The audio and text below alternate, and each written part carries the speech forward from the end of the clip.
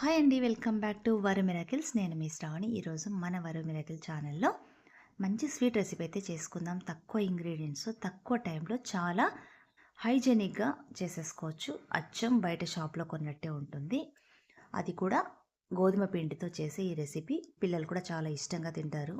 మరేదో కాదండి, అదే బటన్ బాదుషా. దీనికోసం అయితే ముందుగా ఒక బేసిన్ తీసుకొని అందులోకి అయితే 2 కప్పుల గోధుమ పిండిని అయితే వేసుకుంటున్నాను. మీరు కావాలంటే మైదా కూడా వేసుకోవచ్చు. నేనైతే హెల్దీ వేలో కాబట్టి గోధుమ పిండి అయితే వేసుకొని ఇప్పుడు ఇందులోకి చిటికెడంత సాల్ట్, పావు టీ స్పూన్ అంత షుగరు, అలాగే పావు టీ స్పూన్ అంత బేకింగ్ పౌడరు, పావు టీ స్పూన్ అంత బేకింగ్ సోడా, ఈ 4 వేసుకున్న తర్వాత నేనైతే బేకింగ్ పౌడర్, బేకింగ్ సోడా అయితే ఇవి వాడుతున్నానండి.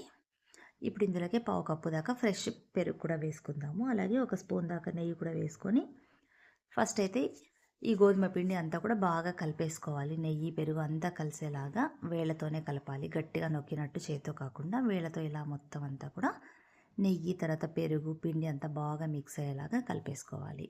ఎంతవరకు కలుపుకోవాలంటే మనకు చేతికి ఇలా ముద్దలాగా వచ్చేదాకా కూడా కలిపేసుకోవాలి. చూడండి, బాగా మిక్స్ చేసుకున్నాం కదా. ఇప్పుడైతే ఇందులోకి కొద్దిగా వాటర్ అయితే యాడ్ చేసుకుంటూ చపాతీ ముద్దలాగా కాకుండా ఇంకొంచెం సాఫ్ట్గా అయితే కలుపుకోవాలి. మరీ పల్చగా కాకుండా చపాతీ ముద్ద కంటే కొంచెం సాఫ్ట్గా అయితే కలుపుకోవాలి. వాటర్ కూడా అన్నీ ఒకేసారి పోసుకోకుండా కొద్దిగా మనము చిలకరించుకుంటూ అయితే కలిపేసుకోవాలి. అప్పుడే మనకు పిండి అనేది సాఫ్ట్గా వస్తుంది. చూడండి, వీడియోలో చూపిస్తున్నట్టుగా నేను ఇలా మనకు పిండి సాఫ్ట్గా అయితే సరిపోతుంది. మీకు చేతికి ఒకవేళ స్టిక్కీగా అనిపిస్తే కాస్త ఇంకొంచెం నెయ్యి అయితే యాడ్ చేసుకొని మళ్ళీ కలిపేసుకోండి. అప్పుడు చేతికి అతుక్కోకుండా ఉంటుంది. ఇలా పిండిని ఒక 2-3 నిమిషాల పాటు బాగా సాఫ్ట్గా కలిపేసుకోవాలి. పిండి ఎంతసేపు నానబెట్టి పక్కన పెట్టేస్తే మనము అంత బాగుంటాయి బాదుషాలు. మీకు టైం లేకపోతే హాఫ్ అన్ అవర్ అయినా కనీసము పిండిని అయితే తడిపి పక్కన పెట్టేసుకోవాలన్నమాట. ఇలా అంతా కూడా బాగా మిక్స్ చేసుకున్న తర్వాత ఒక హాఫ్ అన్ అవర్ పాటు దీన్ని మూత పెట్టేసి పక్కన పెట్టుకుందాం. ఈలోగా మనము స్టవ్ వెలిగించుకొని స్టవ్ పైన అయితే ప్యాన్ పెట్టేసుకొని అందులోకి అయితే 1.5 కప్పు దాకా పంచదార అయితే వేసుకొని 1 కప్పు వాటర్ వేసుకొని మరి ముదురు తీగ పాకం కాకుండా గులాబ్ జామ్ కంటే ఇంకొంచెము తిక్కు పాకం అయితే వచ్చేలాగైతే పాకం రెడీ చేసుకోవాలి మనము. చూడండి, కలుపుతూనే ఉండాలి.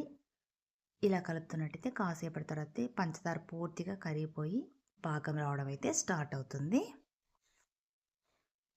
మనం పాకం వచ్చిందా లేదా చెక్ చేసుకోవాలంటే కొంచెం ఫింగర్తో ఇలా చూసుకుంటుండాలి. మీ దగ్గర అవైలబుల్ ఉంటే కుంకుమ పువ్వు వేసుకోండి, లేదంటే స్కిప్ చేసేసేయండి.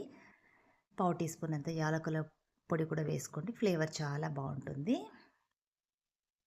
నేనైతే కాస్త కుంకుమ పువ్వు, కాస్త యాలకుల పొడి అయితే వేసుకున్నాను. మీ దగ్గర అది కూడా లేదంటే కొంచెం ఫుడ్ కలర్ వేసుకున్నా కూడా సరిపోతుంది, లేదంటే స్కిప్ చేసేసేయండి. చూడండి, మనకు పాకం రావడం అయితే స్టార్ట్ అయింది కదా. ఒకసారి ఇలా ఫింగర్తో మనం చెక్ చేసుకుంటే స్టిక్కీగా వచ్చినట్టయితే మనం పాకం వచ్చినట్టే. మనం ఇప్పుడు ఇందులోకి అయితే పావు టీ స్పూన్ అంతా నిమ్మరసం వేసేసుకుందాము. దీన్ని అయితే చల్లారబెట్టేసుకుందాం పాకంని. ఇప్పుడు మనం కలిపి పెట్టుకున్న గోధుమ పిండిని అయితే చూద్దాము. దీన్ని మళ్ళీ ఒక నిమిషం పాటు మనం ఇలా అంతా కూడా సాఫ్ట్గా కలిపేసుకోవాలి. అంతా కూడా దానివల్ల మనకు పిండి అనేది ఇంకా కొంచెం సాఫ్ట్గా అయితే అవుతుంది. ఇప్పుడు నేను తీసుకున్న ఈ పిండిని 2 భాగాలుగా చేసుకుంటున్నా. ఇప్పుడు ఫస్ట్ అయితే ఒక భాగం అయితే చేస్తున్నాను. ఈ పిండిని మనం ఇలా పొడవుగా నేను వీడియోలో చూపిస్తున్నట్టుగా చేత్తో ఇలా పొడవుగా రోల్ లాగా చేసుకోవాలి. ఇలా చేసుకున్న తర్వాత దీన్ని పూరీల సైజులో అయితే కట్ చేసుకోవాలి. ఒక్కొక్క పీసు మనం పూరి ఎంతైతే తీసుకుంటామో పూరీకి అంత పిండిలా చేసేసుకోవాలి. చూడండి, ఇప్పుడు దీని అయితే మనము గట్టిగా ఒత్తినట్టు కాకుండా పైననే ఇలా మనమైతే రౌండ్ చేసేసుకోవాలి, నొక్కినట్టు కాకుండా. అలాగే మధ్యలో హోల్ కూడా డైరెక్ట్గా ఇలా స్ట్రైట్గా చేయకుండా ఇలా ఫింగర్ని మనం కొంచెం ట్విస్ట్ చేసినట్టయితే బాదుషా అనేది కొంచెం పొరలుగా అయితే వస్తుందన్నమాట. చూసారు కదా. ఇప్పుడు మీరు తీసుకున్న పిండి అంతా కూడా ఇలాగే ఈ ప్రాసెస్లోనే తయారు చేసేసి పెట్టేసుకోండి. ఈలోగా మనం స్టవ్ పైన బాండీలో ఆయిల్ పెట్టుకున్నాం కదా. ఆయిల్ కొంచెం హీట్ ఎక్కింది. ఇప్పుడు ఇందులోకి బాండీలు ఎన్నైతే పడతాయో అన్ని బాదుషాలు అయితే వేసుకొని లో టు మీడియం ఫ్లేమ్ మీదనే మనము వీటిని అయితే గోల్డెన్ బ్రౌన్ వచ్చేలాగా ఫ్రై చేసుకోవాలి. హై ఫ్లేమ్ మీద పెట్టకూడదు, దానివల్ల బాదుషాలు అనేవి అస్సలు బాగుండవు. అది కాకుండా ఆయిల్ కూడా బాగా మరిగిన తర్వాత వేయకూడదు, కొద్దిగా వేడవుతున్నట్టుగానే బాదుషాలు అనేవి వేయాలి. ఎందుకంటే కనీసం 6 నుంచి 7 నిమిషాల పాటు పడుతుంది మనకి బాదుషాలు అనేవి గోల్డెన్ కలర్ వచ్చి వేగడానికి. అంతవరకు మనము వేపుకుంటేనే బాదుషాలు టేస్ట్ అనేది బాగుంటాయి, కరెక్ట్గా జ్యూసీగా వస్తాయి. లేదంటే మాడిపోతాయి, లేదంటే గట్టిగా ఉంటాయి అన్నమాట.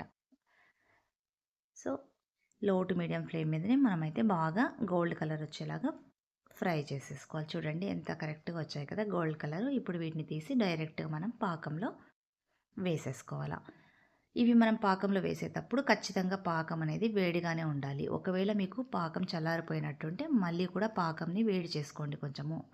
ఏదేమైనా కూడా వేడిగా ఉన్న పాకంలోకి ఈ బాదుషాలు అనేవి వేయాలి. అప్పుడే మనకు లోపల దాకా ఈ షుగర్ సిరప్ అనేది పోతుంది, జ్యూసీగా ఉంటాయి మెత్తగా, లేదంటే గట్టిగా ఉండిపోతాయి అలాగే. తర్వాత ఒక 10 సెకండ్స్ తర్వాత వీటన్నిటిని కూడా ఫ్లిప్ చేసుకోవాలి. నెక్స్ట్ ఇంకొక వైపుకి టర్న్ చేసేసుకోవాలి. అప్పుడే రెండు వైపులా కూడా ఇవి బాగా మెత్తగా పాకంలో నాని జ్యూసీ లాగైతే అవుతాయన్నమాట. ఇలా ఒక 30 సెకండ్స్ ఉన్న తర్వాత వీటిని తీసేసి మనం పక్కన ఇంకో ప్లేట్లో వేసేసుకోవాలి. కనీసం 30 సెకండ్స్ అన్నా కూడా పాకంలో ఉండనివ్వాలి. అప్పుడే బాగా పాకంలో అయితే ఇవి పీల్చుకుంటాయి. చూసారు కదా ఎంత ఈజీయో. మరి ఇంకెందుకు ఆలస్యం, మీరు కూడా తప్పకుండా ఈ వేలో ట్రై చేయండి. మీకు ఎలాగుందో నాకు కామెంట్ చేయండి. ఈ వీడియోనైతే మీ ఫ్రెండ్స్కి, కుటుంబ సభ్యులకైతే షేర్ చేయండి. మరిన్ని టేస్టీ రెసిపీస్ కోసం అయితే మన వరు మిరాకిల్ ఛానల్ని సబ్స్క్రైబ్ చేసుకోండి. నెక్స్ట్ మళ్ళీ ఇంకొక మంచి వీడియోతో మళ్ళీ మీ ముందుంటా. Until then bye. Thanks for watching.